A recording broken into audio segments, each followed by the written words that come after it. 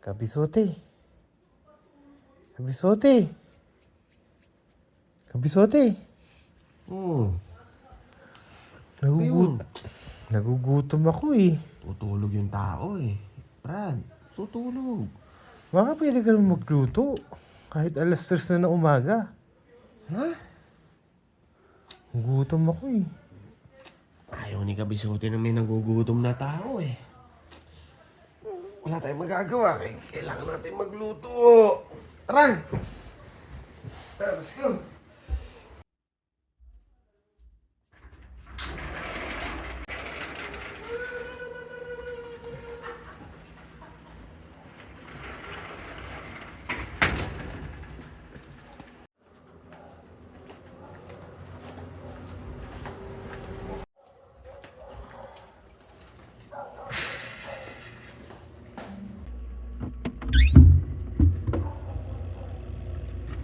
Ano ba gusto mo? Kahit ano. Pwede na ba to, longganisa? Sige. Oh, ito, longganisa. Okay na to. Sige. Ayos na to, lulutuin ko na to longganisa. Sige. Kinatok pa.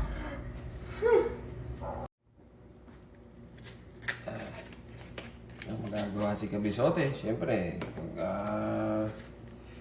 kahit antok-antok pa, pag may tao nagugutom, hindi natin pwedeng pahindihan yan. So, longganisa, tumatalon pa. Ito yung luluto natin. Lagyan natin dito. Pakuluan natin to. Lagyan natin ng tubig.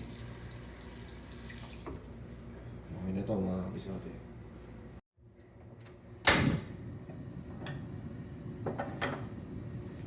Okay.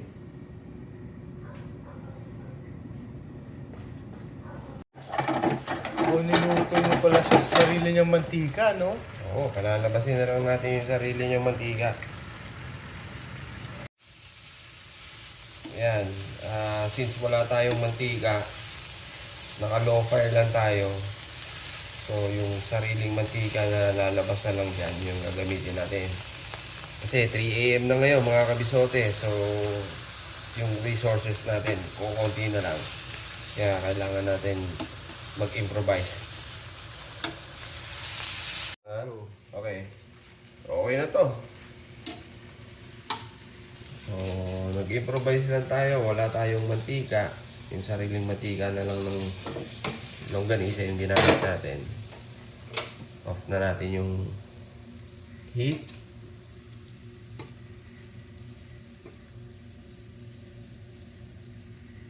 Okay. Oh, meron tayo ditong in-steam na egg. Oh, Brad, ito na yung request mong longganisa. Alam mo naman na ayaw ni Kabisote na merong nagugutom. Yun. Salamat, Kabisote. Mabuhay ka, ang gusto mo. Naway naibsan ko ang yung gutom dyan sa niluto natin na longganisa with steamed egg at rice. Maraming salamat mga Kabisote.